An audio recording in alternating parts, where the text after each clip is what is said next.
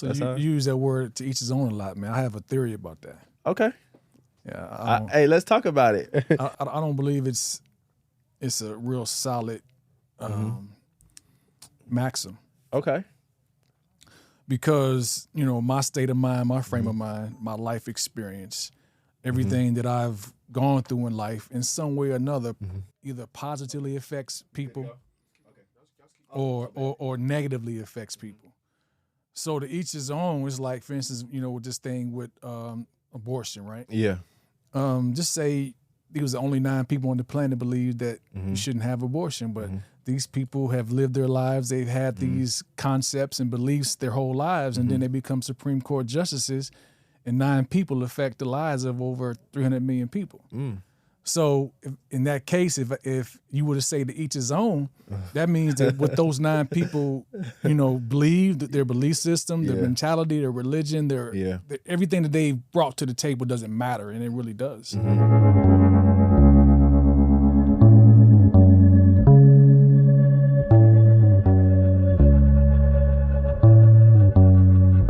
Boom, y'all. We back with another episode of Evolving Through Experience, where we discussing everything growth, all the intangibles, mentally, spiritually, emotionally, physically, and beyond. Evolving is the only option. At the end of the day, if we're not evolving today is a great day to start, because if we're not evolving, we're dissolving. So today, guys, we have a special guest. We have my guy, Magnanymous. How you feeling, bro? I'm feeling wonderful, man. How about yourself? I'm feeling great, bro. Since we started off like this, obviously, we just started off in a great way. First time for everything. Right. Let's get straight into it, bro. I want to ask you. I want you to break down this name, bro. I think I have my own perceptions of what I think it means, but my perceptions doesn't matter. I want you to break it down, obviously, because it's your name, it's your identity. Magnanimous is Latin. Okay. 2 words, magnus, meaning great, and animus, meaning soul and mind. That's the root of the word magnanimous, but it has other meanings as well. One of the meanings is someone who was very kind and generous, especially towards a less powerful person.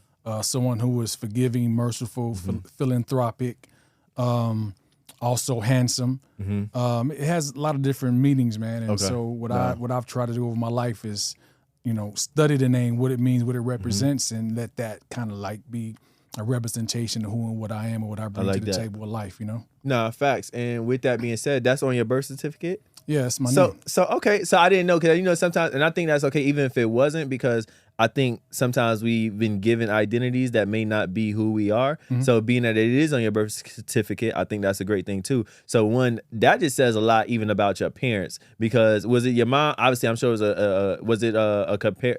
Did they both choose that name, or how did that work? Because that says a lot about your father. My father gave me the name. Okay, is that his name too, or no? Okay, no. So what was he, obviously, let's just go back for a minute. Obviously, for him to give you that name, that says a lot about him, obviously, because that means he was obviously tapped in. He already knew, obviously, what it meant. So are you, how did that happen? Did he ever tell you, like, how he came up with your name? I think, there's a scripture in the Bible that says a good name is better than silver and gold. Okay.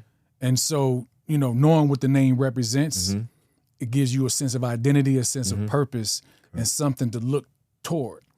So, having a great name and then knowing what the name means gives you the opportunity to live up to that name. Correct. And so the characteristics and the attributes of Magnanimous are, really profound. Correct. And so ever since I was younger, that's been impressed upon me to be a really profound person. I always had a spiritual nature, intelligent. And that's the name, and knowing what it meant, it helped me strive to, greater levels of success. Correct. And put me in a position where, it's like I got this name, a great name, and now I have to live up to it. So with that being said, now that's a dope name again, and I love that you explain exactly how your pops came up with it, and obviously you're living up to your name. So what were some experiences that really made you show an example or gave you the proof to show you, like, this is what my name stands for and this is what I represent? So what were some of those experiences that you had in your lifetime? That's a good question. One of the experiences is that I was always forgiving. People would harm me, do me wrong, would say things about me, and I never would respond in kind. I always had the heart and the mindset to forgive. And so being that way for so long, that's one of the root meanings of the name of someone who was very kind and forgiving, especially towards a less powerful person. When I think about that, that's an attribute and a characteristic of God himself, because who is more forgiving than God? And we're all less powerful than God. And so I really realized that that forgiving nature is really an attribute of God. And I wondered, or I realized that's the reason why my father gave me this name, is because, you know, it's really difficult to respond, but it's hard to forgive. It's hard to have empathy.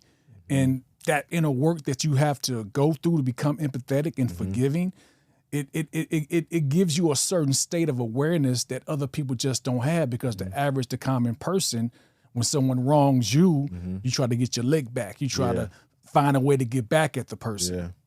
But being forgiving, you know, and being empathetic, it requires a great deal of humility. And so sometimes, you know, you got to take something in order to be a great person. You got to be able to take pain. You got to be able to take frustration, et cetera, because that's what life is. You're going to face frustration in life. You're going to have a great deal of pain. But if you're responsive and you're reactive, then you can never see the purpose behind your pain. Agreed. So I think what really made the name really resonate with me and be like, okay, this is really who I am, because I was always that way anyway. Correct. So you feel like, so it wasn't no experience that got you to there, or you was just always like that? Just like, do you feel like it was maybe, even if it was subconsciously, maybe through subliminal messages that got you there? Because for you to say that, I think that's dope to say that's how you always was. But do you feel like, because usually it's the other way around, but for you to just automatically be like that, it wasn't no experiences prior that got you to be like, I can forgive people no matter how bad they done me? It was always a part of my makeup. Okay. That's the beauty of it. Definitely. It was just a part of who I was. I just was like that. I don't know why, but ever since I was a child, I can think of times where family and friends rubbed me the wrong way, did things, and I always had this forgiving heart. Yeah. Now, I haven't been perfect, of course, in exercising that the principle of forgiveness and empathy, but at the same time, I know I've been very, very proficient at it. And so the reason being, because it's not something that I really, really strive toward. It was something that was a part of my makeup.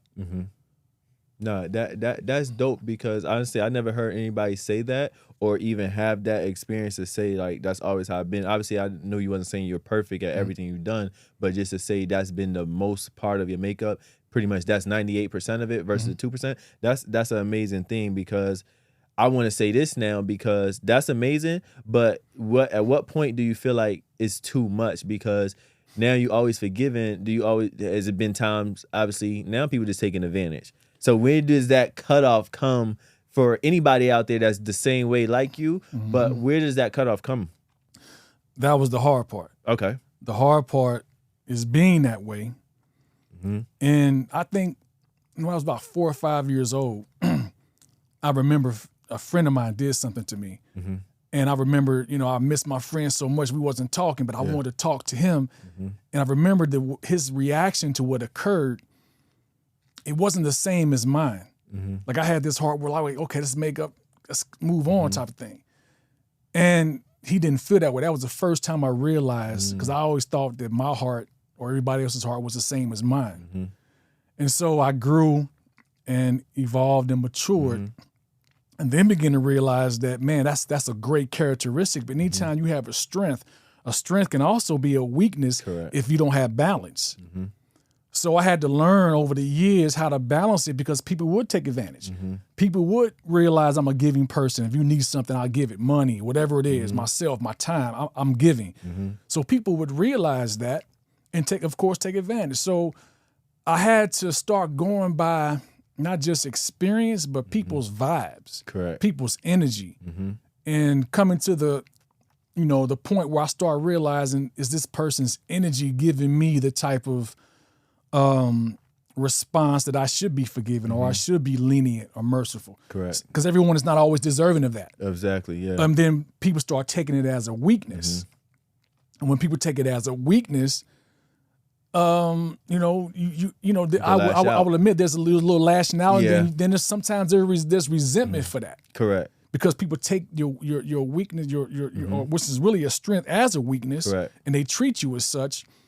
And so it really just, as time went on, I had to learn, equilibrium, balance, how to be merciful, how to be lenient, how to be forgiving, but also read people's energy and their intentions. Correct.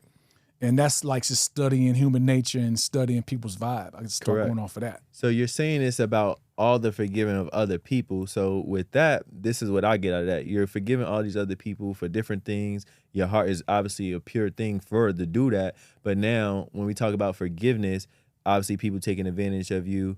When do you forgive yourself? Because now this takes some level of accountability, because you're the reason at the same time that people take advantage. I've been very forgiving. I'm forgiving everybody else, so they take advantage. But now you sit back, you have to take some level of accountability. So when is the process of you forgiving yourself?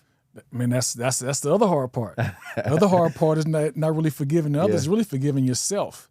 Forgiving yourself for making these mistakes, forgiving yourself when there were signs and instances where a person kind of showed you who they were and you didn't listen. Correct. Because once again, you're thinking everybody else is like you. Correct. And they think the way you think and they feel the way you feel. Fact. And as a consequence of that, that's how you treat people. That's how you judge them. But the reality is everybody doesn't. Correct. So I had to start forgiving myself. And like you said, take personal accountability.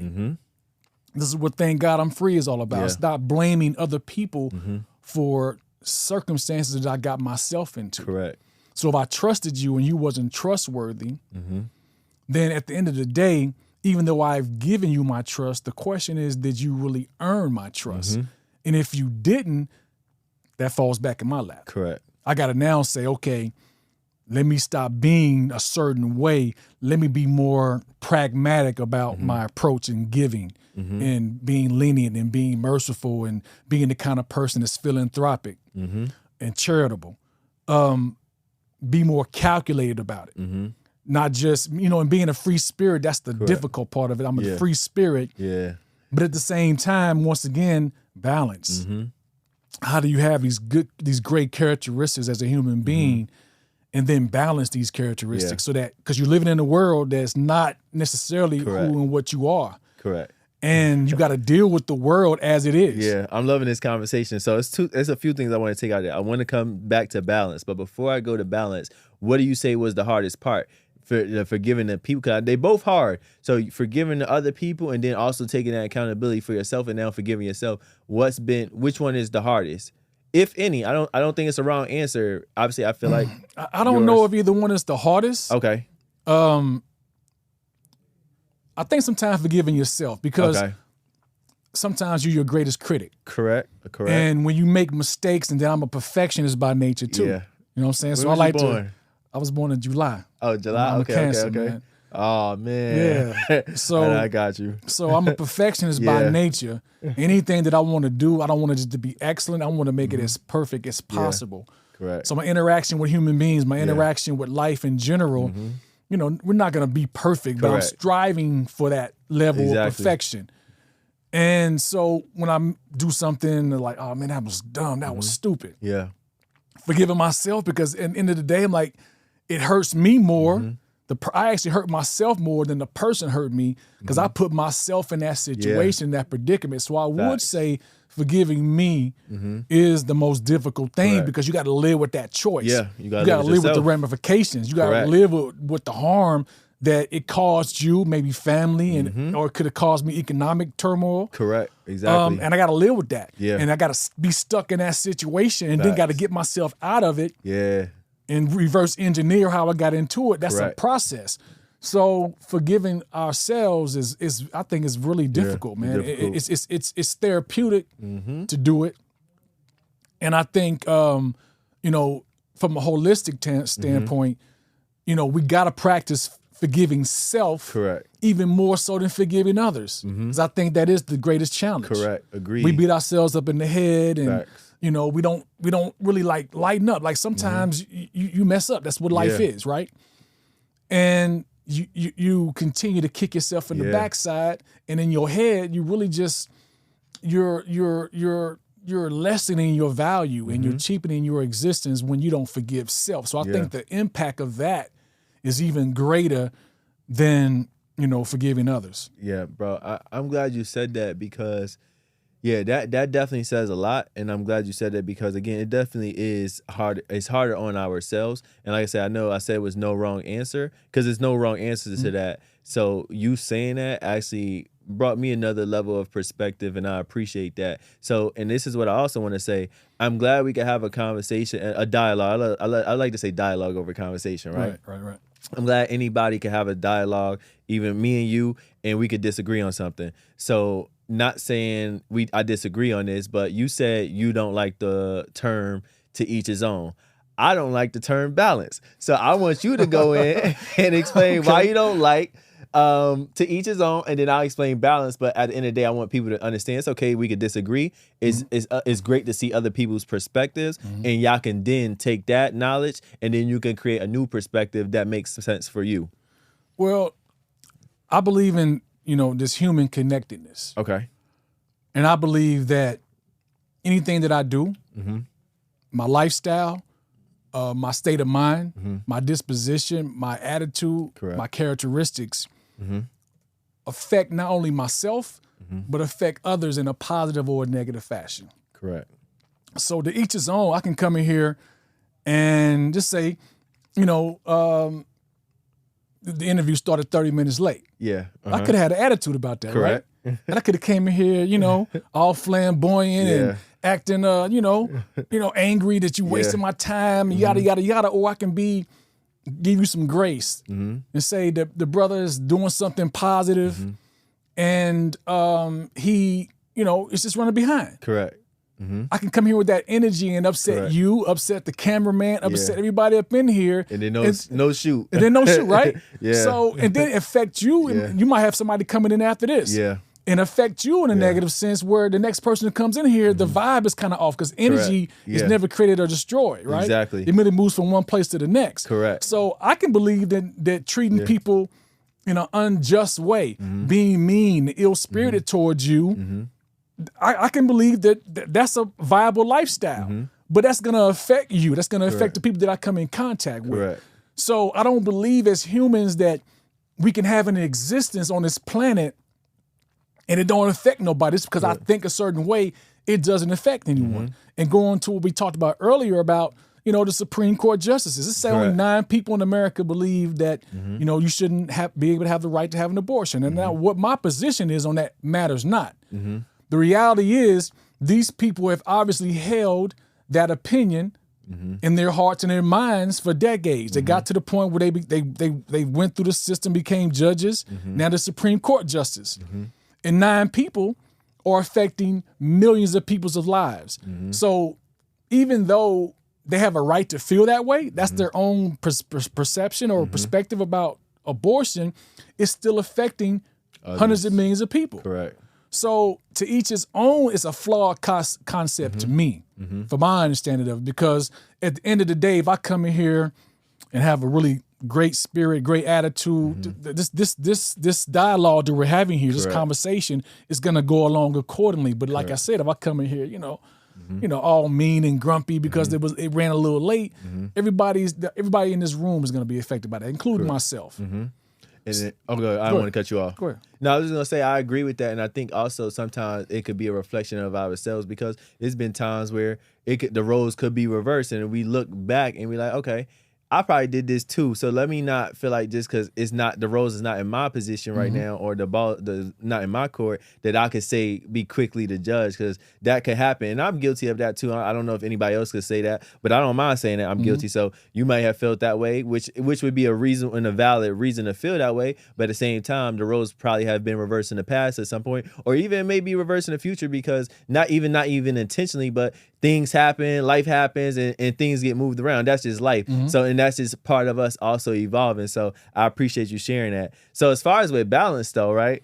I don't feel like you can have balance in a sense because at some point something's going to lack. I feel like we can use balance to some degree. It just depends on when we can use it necessarily. But for the most part, I don't like the word because it's like, how can we have balance when obviously you can't give everything 100%. You're going to lack in somewhere. So trying to figure out that balance is like, it's more better to be unbalanced and unbalanced is really the new balance, if that makes sense. And sometimes you got to be unbalanced to eventually, quote unquote, get balance. So I just feel like everything can't have 100%. You can't balance everything because I don't know. Are you a father? Yes, I am. Oh, you are. Yeah. How many do you have? 3. 3? Oh, Yeah. congratulations. Hey, well, we're going to touch on that next. Just for example, like building, taking care of your family, doing this, like, for example, it's been a story. A father is like, let's just say he's working, right? He's working, taking care of all the household bills. That means he's out working. He doesn't have the opportunity to sit back and make sure he's in the house all the time playing with the children. Mm-hmm. So at some point, something's going to lack, but in a sense of it's for the better or whatever. So I just feel like their balance could be a touchy subject. Just same way, obviously, you feel like to each his own can be. Mm-hmm. It could vary. So I don't think that we can balance things 100%. Okay. I think balance is a juggling act. Mm-hmm. I think in your example of being mm-hmm. married, yes, I could be a hardworking husband, mm-hmm. and I could be out, conquering the world, correct, and providing income and security mm-hmm. for my family. But by the same token, mm-hmm. I have to be cognizant of the fact that I got these children and a mm-hmm. wife that also need my spiritual, emotional, mm-hmm. and psychological support. Mm-hmm.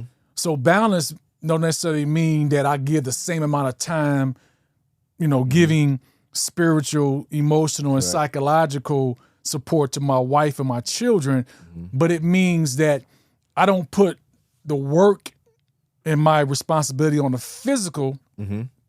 above all these other aspects, because as humans, we're more than just physical, right? Correct. So it means that I acknowledge that they need me in this area. My wife needs mm-hmm. me. My children need me. Correct. Okay? So I got to make some time for this. Mm-hmm. I can't just use the fact that I'm working, I'm a hard worker, and I'm mm-hmm. trying to put money on the table and food mm-hmm. on the table as an excuse to mm-hmm. neglect my wife and neglect my children because they have needs beyond just the physical. Agreed. So balance means to me that I work, make the money, put food mm-hmm. on the table, but then when I got the time, mm-hmm. talk to my wife, of course, provide the emotional support. Mm-hmm. If she has some type of goal or agenda that she wants mm-hmm. to accomplish, mm-hmm. I support her in that. My son or my daughter, they need X, Y, and Z. Mm-hmm. I got to show up to a baseball game sometime. I got to go to a ballet sometime.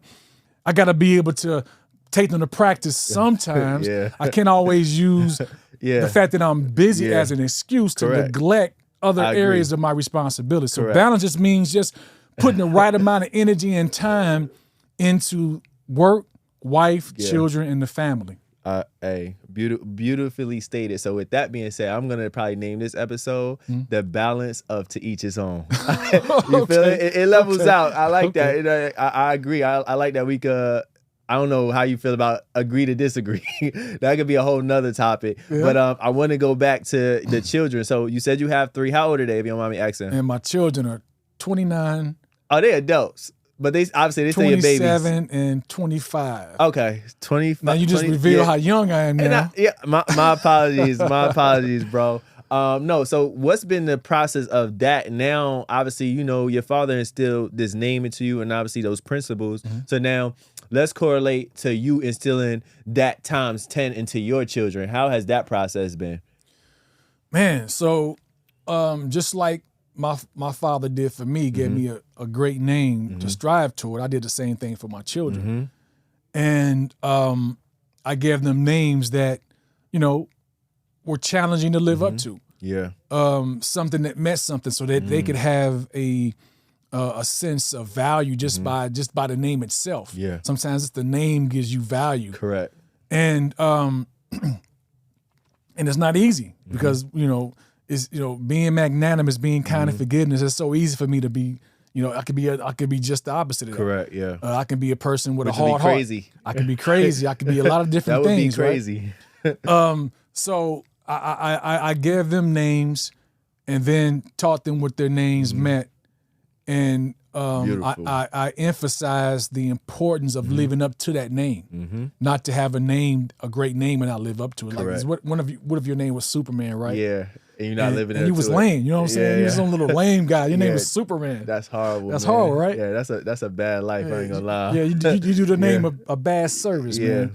So I instilled that in the early age. That it's important to live up to that name and to express what those attributes mean in your personal life. No, that's beautiful, bro. Because even me, the reason I asked that, because I'm a father. I have one, and I don't think I'm having any more. Because this process of raising a child, man, it's a beautiful thing. Don't get me wrong. I don't want anybody to feel like it's not. But obviously, as a father, obviously with much more experience on me. Obviously, you're young, because obviously I know this reveals your age, but that's super young still. Right. It's a process, and I always like to ask, obviously, guests that obviously are fathers, so I can get experience in the sense of getting those intangibles, knowledge and lessons. That way I can make sure I'm being a better father, because even after day one, my son came out, I caught myself beating myself up, like trying to figure out like how to do everything perfect. So even when you said you had cancer, I'm a Libra, the best sign out. But we'll just discuss that later.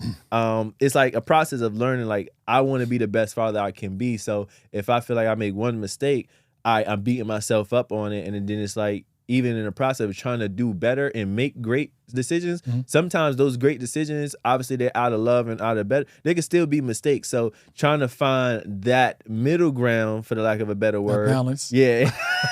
You see, I ain't say it though. So that middle ground, it's been a process. So I just want to say, what could you say to myself, but also even a young father out there that's watching this, that just had a child, maybe trying to figure out, or not in the best financial situation, don't have the best mental state of mind, don't have the support. What could you say to them? Give yourself grace, man. Okay. Especially if you were like me. I was raised without a father. Okay. My father gave me a great name. Still raised without a father. So you got to give yourself grace. And be patient with being a parent. There's no manual out here on parenthood and to teach you how to have a flawless relationship with your children. Like everything else, your relationship with your children, like life, it's a roller coaster ride. Sometimes it's up, sometimes it's down. Because as you're changing and you're growing, you're evolving, your children are too. And there's been times where me and my children were closer, and there's been times where we've been more distant. And, you have a little anxiety behind that. Of course, you want to be the perfect father. But you got to give your children grace as well, and give them time to grow and evolve, to sometimes catch up to where you at mentally, spiritually, and morally. They might not necessarily be there. You're trying to get them there, and you're trying to rush that process. But how did I get to this point where I evolved through my experience, right? Experience. I came through some experiences that gave me the state of mind, that gave me the mindset that I have. And so I had to learn to allow my children to do the same thing. They're not going to learn what I learned just by me teaching it and me saying it. They're going to learn sometimes by having to go through the exact same thing and experience what I experienced, and then they'll come to a greater appreciation of who I am as a father in time. You know what I'm saying? Time is what is going to, give them a better perspective about life and everything that I've taught them. So give not only yourself grace as a father, because I made many mistakes as a father, but also give your children grace as well, and give them space to grow and evolve on their own time. I just want to soak that up, because you said a lot there that's very impactful. So yeah, I just want to soak that up. That was amazing explanation, honestly, and I'm definitely going to be taking that advice, because hey, like you said, obviously with your experience, many more years on me, I just want to say thank you, for the lack of a better word, and I want to back up to the one thing you said in there. Obviously your father gave you a great name, right? And that your name that you live up to and are continuing to live up to, and obviously in your own right. How does that affect you, knowing he gave you this great name and then he's not there, unless he correct me if I'm wrong, was it intentional or unfortunate situation that happened where he wasn't present? I would say a little bit of both. Okay. Even with that, I had to give him grace. I had to give my mother grace. Things happen in life. Correct. And two people don't agree. Correct. And, you know, they don't see eye to eye. And unfortunately, the children are the casualty of war. Mm-hmm. I've experienced that personally. You know, so I had to give my father grace as well because I went through the same thing. You see, There's this what they call parental alienation. Mm-hmm. And a lot of men suffer from that, particularly black men. And it doesn't necessarily get discussed because men in general, we hold things in. Correct. We could be going through the greatest tragedy of life and nobody knows but us. Mm-hmm. And then we, get depressed behind it. We go through a bunch of anxiety. Correct. We drink, we smoke, we do things to, quote unquote, ignore the pain that we're suffering. And so, at the end of the day, when you're a father and there's a mother involved and you all don't get along, a lot of times the father gets the brunt end of that. And we don't get a chance to have the same influence over the child because a lot of times a mother may think, the child should be with me for whatever reason. And men don't necessarily get that time and energy and we don't get to put our stamp or our imprint on our children the way we would like to. Correct. Because we haven't had the opportunity to do so. Unfortunately, yeah. So, yeah. So with that being said, I'm glad you said that because I obviously didn't know that. So what could you share with somebody? Obviously, you've been through that. I'm sure it's in a better place now. Obviously, they're older. What could you give a young father, black father, that's going through that type of situation right now to let them know, like, it's going to work itself out? Obviously, because right now they could be in a place where mentally, like, I don't know how this is going. It could feel, it's obviously, like you said, could be trauma, like a traumatic situation. So what could you give a young father right now that's going through that to let them know, like, it's gonna be okay? It's hard to say that everything is gonna be okay when you got this love for these little entities that you brought into the world and you're not seeing them. Correct. Sometimes fathers, the children are taken to another state and you don't get to see them at all. You get to talk to them at all. Man, what I would say is be very patient. I would say seek some form of counseling and therapy. Talk to someone about it. Don't hold all that pain inside. Correct. And find constructive ways in dealing with it. It's easy to drink, it's easy to get high, it's easy to, to engage in a lot of sex. And a lot of times men, again, we do things and we don't know necessarily why we're doing these things because we sometimes don't understand the magnitude of our own pain. Correct. And we're just doing it in the moment, but in reality, it's something in the back of our subconscious mind that's really affecting us that we just kind of push back. Keep pushing it back. Push it further and further back, but we're doing things on the surface that people misinterpret and judge us by, which is actually just a manifestation of what's going on with us internally. So I would definitely say seek counseling, my relationship with my creator, God, and,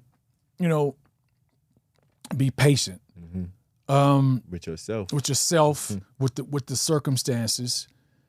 And man, it's that's a hard one. Yeah. No, and that's what we're here to talk about because one, this is definitely therapeutic for me. Obviously, I've never been in that situation, and I'm thankful I'm not. But at the same time, I know it is people out there. And like I said, when it comes to evolving, it's like all these aspects are vital. So I want to touch on the topics that nobody's talking about from men, from women, no matter what it may be, to show people like it's another side to all of this. Sometimes in life we feel like it's the worst situation at that moment. Then we go on and we're like, it wasn't even that bad. And then another situation like that happens where it's like we feel like it's the worst, and then we get past it. So I want people to see and use examples such as yourself to show them like, no matter where you at right now, no matter the situation, you can overcome it. So using exact situations like yourself and what you've been through, I think that's beautiful. Even though it's never the perfect answer, I think it could plant the seed to find the perfect answer for that individual. So, well, evolving through experience, thank God I'm free. It's like you can go through the most traumatic and painful situations. And, you wonder why. And there is a why. That part. And the why doesn't always manifest and materialize when you want it to. Correct. You might want to know why I'm going through this right now in this moment in time. But be patient with yourself. Be patient with the process, because the why, when you have a positive mindset, when I've always believed that everything that I've gone through served a purpose. I always had that in the back of my mind. It's difficult to be going through this painful and this trauma and still believe that, because it doesn't appear that way. But if you can hold that into your mind, eventually you'll begin to see how the trauma, the pain is actually serving a greater good. And what that experience did for me was, man, I got to be the most resilient person on the planet Earth. Correct. You can tell me no 1,000,000 times, I'm going to try 1,000,001. You're not going to frustrate me to the point where I'm going to give up. So even though I suffered parental alienation, I will refuse to give up. The resiliency that came as a part of that, going through that experience, is part of my life mission, it's part of my life purpose, because if I can go through that and not let that destroy me, not let that conquer me, there is nothing in this life form that can destroy me. There's nothing that can frustrate my state of mind, the way I think, my perspective. You can't frustrate it. That person tried to frustrate it in every way imaginable and couldn't, and failed. At the end of the day, I got the victory, but it's going through the emotions of all that, the years of going through something. The thing is, you have to realize that God always uses pain and difficulty and frustration to shape us. Correct. The better you have a relationship with God, the more you know how God operates, you know how life operates. So when things happen to you, the freedom becomes, the evolution comes, when I know that the Creator is using this for a divine purpose. I don't know right now. Like, I have no idea why God has let me go through this experience. But the belief that he's going to eventually show me why I went through everything that I went through, and the beauty that comes along with that, becoming this evolved species that my family and friends have never seen before. They never seen nobody like me, because I've gone through things that would have broke them, and I didn't let it break me. I kept striving. I kept saying, okay, get back up. I failed. Get back up again. And so the resiliency that came as a consequence of that experience, it's what Thank God I'm Free is about.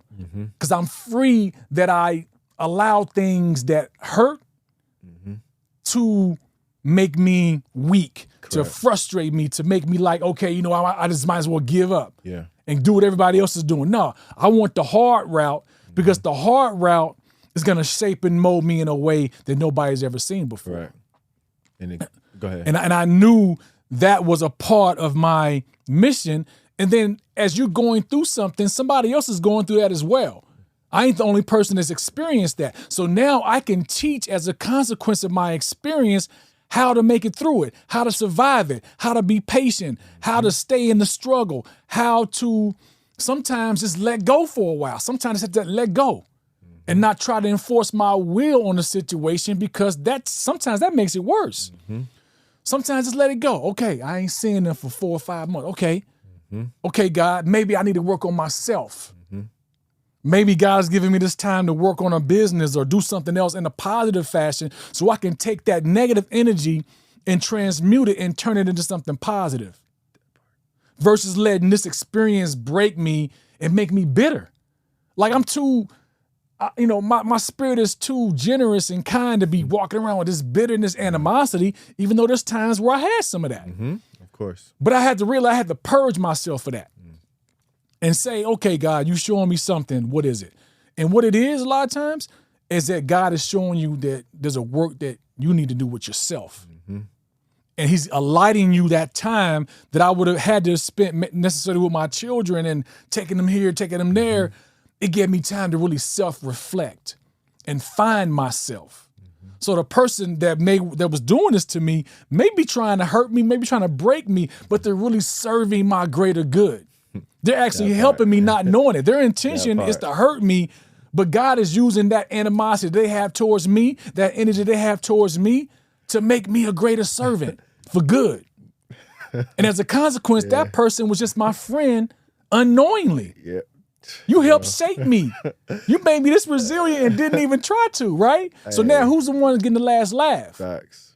See, you was laughing when you was keeping my children away from me, but now I'm like, man, I'm so strong, can't nothing break me. I am Superman right now. That part. See what I'm saying? Man, we could drop the mic. We're gonna go ahead and wrap up. Hey, you just said it all, honestly. We're gonna wrap up now. So, bro, you just said so much in there, and that's why I didn't want to cut you off. Bro, that was a lot, like, honestly. And I can't wait for this to drop, honestly, because what you just said is going to touch so many people. And before I even say the next part, I was going to say one of the key things you said in there, it was multiple key things, but like you said, divine purpose. People don't understand that divine timing is everything. Thinking versus us. Although we obviously are very spiritual beings or whatever, we obviously have a different level of energy that we possess and can understand and transmute or whatever. But the divine timing is nothing like it. So for you to say that, the divine purpose, that covers the entire realm, the entire umbrella of what this is about. So with that being said, I want to say, bro, you definitely, I know we said it even before the cameras of what your goal is, obviously with Thank God I'm Free.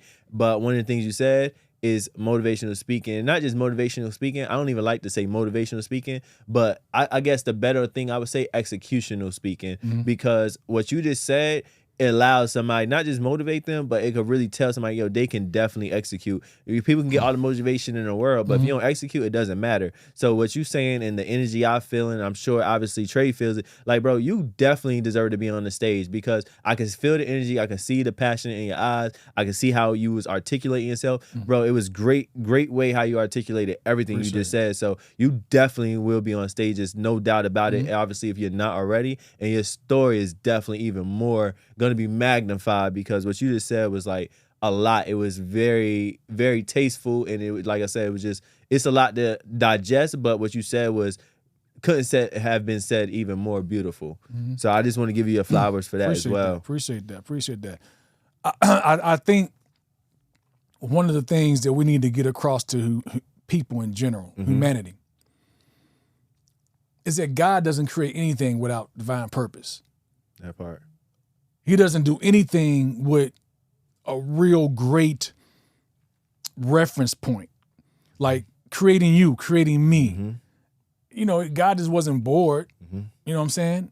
We talk about intentionality. Ain't nobody more intentional than God.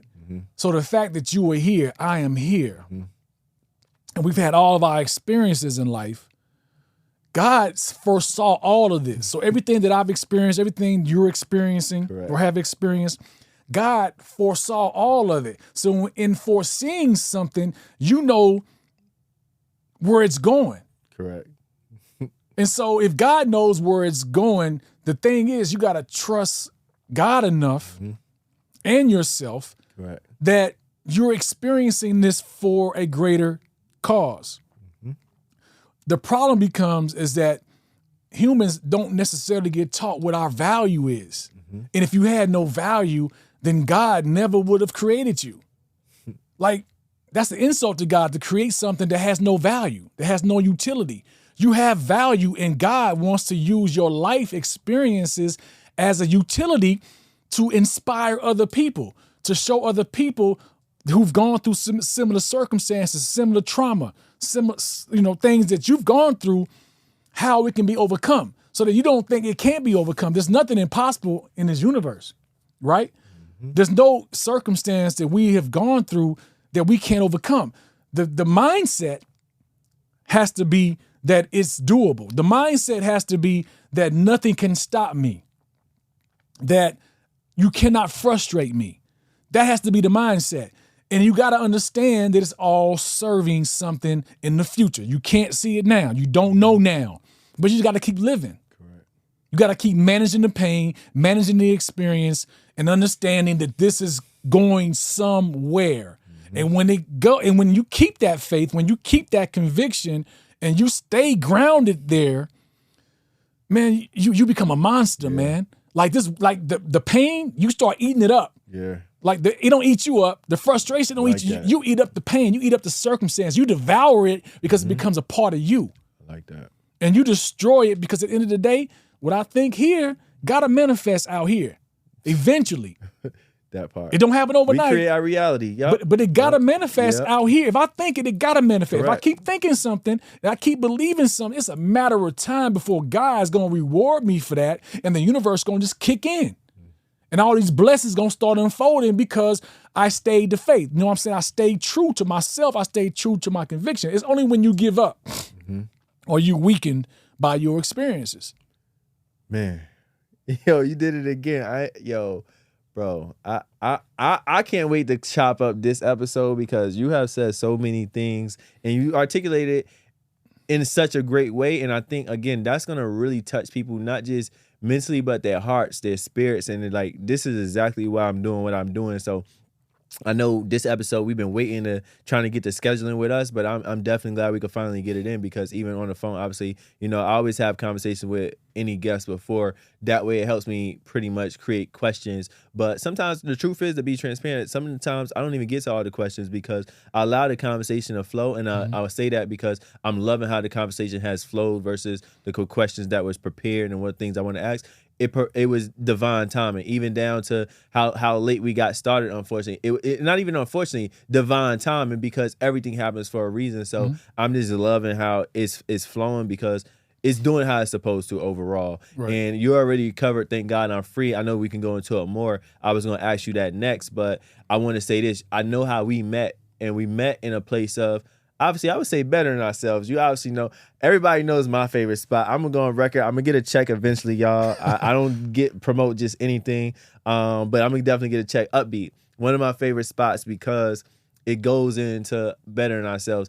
I personally eat that because, one, is mostly organic. So everything is organic for the most part versus us not trying to better ourselves. So eating better, thinking better, but just as far as the eating better, that's where we met and we was in the environment. So I'd say all that to say, being in the right environment, you meet the people that you want. You meet the people by becoming who you want to be or whatever. So at the end of the day, you becoming that, you meet the right people in these type of environments. So everybody, the people that's the same people, no disrespect, but it's also the truth. So if disrespect is taken, maybe they should reevaluate. But the same people that I feel is constantly eating Upbeat is not the same people that's going to eat McDonald's. Not the same people that's going to eat Burger King. It's putting yourself in the right environments to better yourself in every aspect. Like I said, even down to no matter what you label yourself as, pescatarian, vegan, you can do what you feel is best for you as long as you know you're trying to better yourself. And if that's the goal in mind and that's the focus in mind,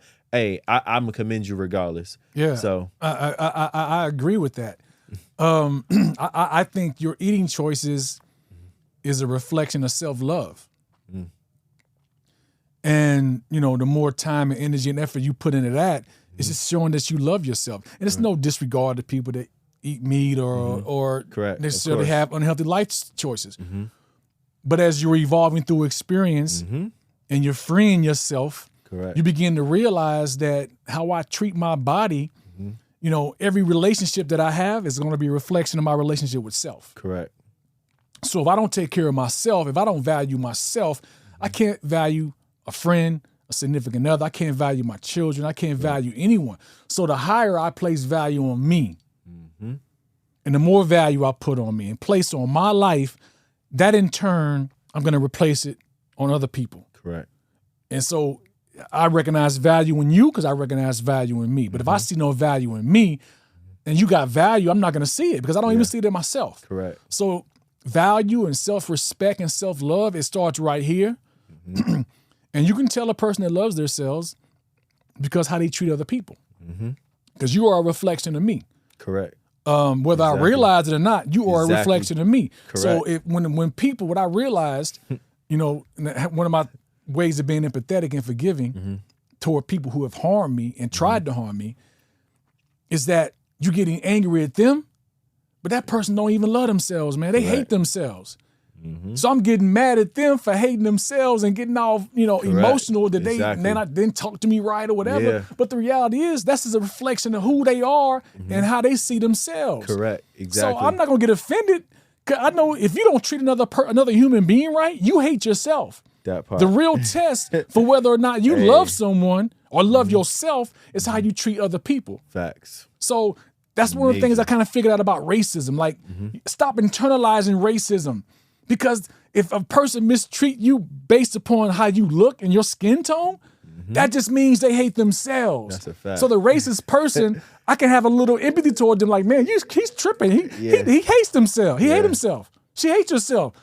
I ain't gonna internalize that because now I realize that person just don't have a good relationship with themselves, and it's reflecting by the way they try to treat me. Yeah. Facts. So I deflect that. Oh, as long as you don't get in my personal space, you don't harm me. We good. We good, right? You ain't gonna really bother me. Wish they could have that melanin. Yeah, right. You know what I'm saying? Wish. Don't be mad at me. Yeah, bro, that's crazy because that's actually one of my favorite quotes. So Emory Jones, I'm definitely gonna have him on an episode one day. Obviously, I don't know if you know who he is, but amazing story. Obviously, Jay-Z right hand man, really. But he actually has a quote.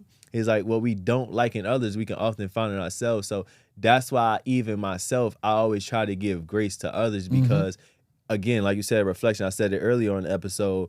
It's a reflection. So if I'm mad at somebody else for something they did, or just in general, I'm coming off a certain way, it's not that it's that person.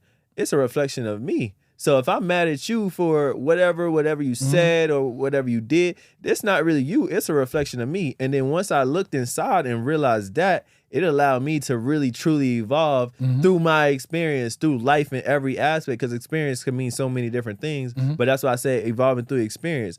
So when I realized that there's a reflection of me, the level of solitude, the level of peace, this level of elevation overall that came from that, bro, is nothing that can compare to that. Mind-boggling. So it is definitely mind-boggling, and I think if more people would understand that, I think that's definitely would be the key to making this world a better place. Obviously, starting with ourselves. So, like I said, it's a reflection. So I'm definitely glad you said that, bro. You said it right perfectly, man. And it may not necessarily be a reflection of who you are.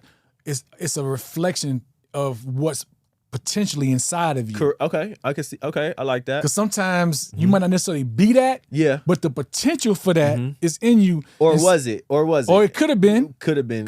Yeah. Who you were before, and it's a reminder. Or sometimes I look at it like,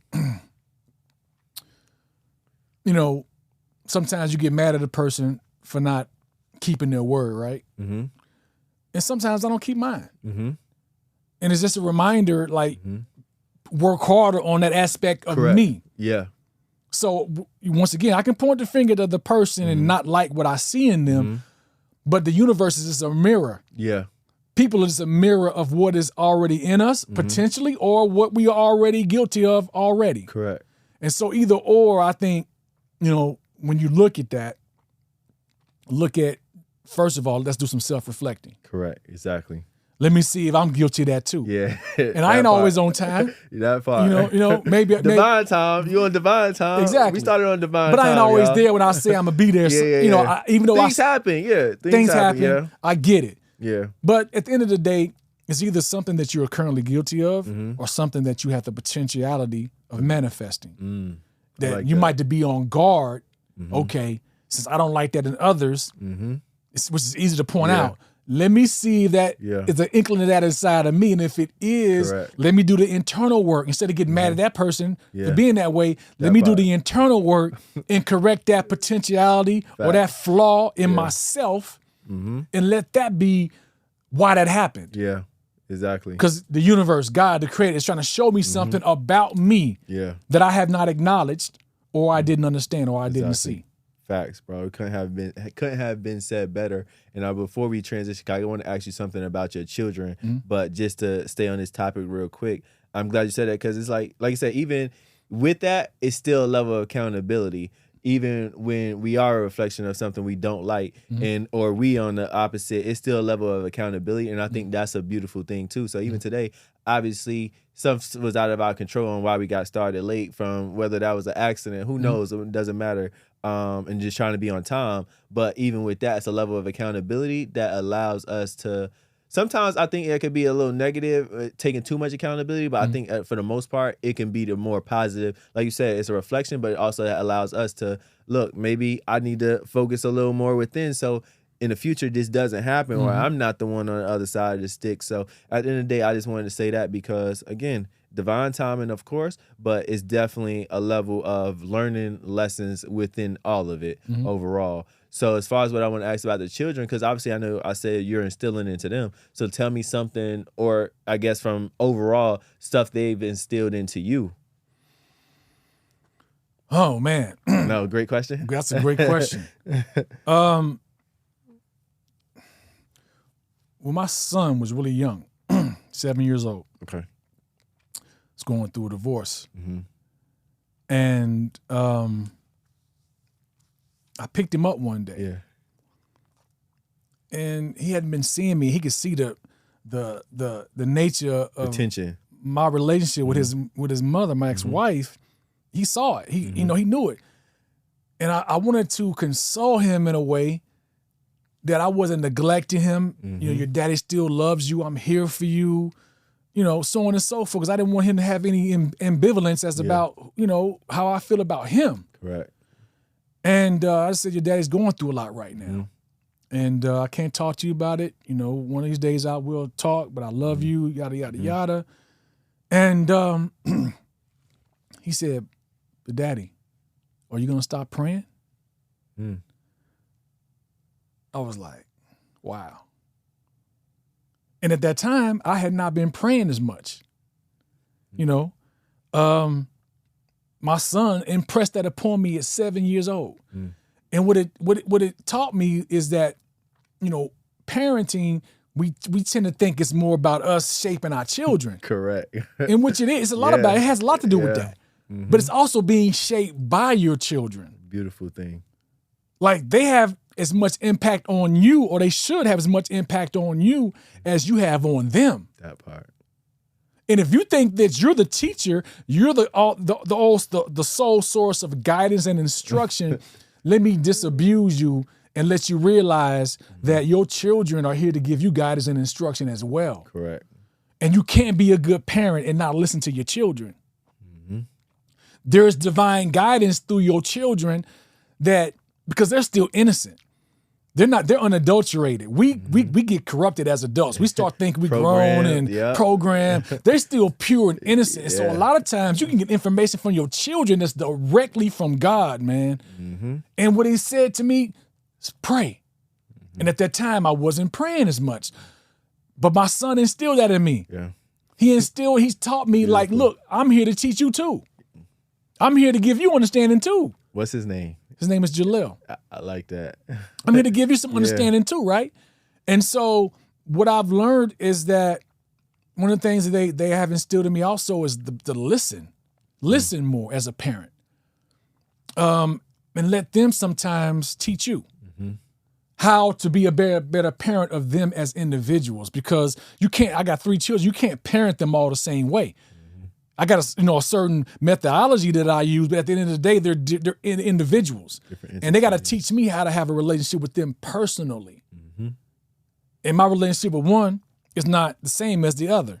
They all bring something different to the table. They're all unique. So they taught me to realize the uniqueness in every one of them, in each one of them, and why I have to nurture a relationship with them individually, and I can't just mingle them together. Yeah.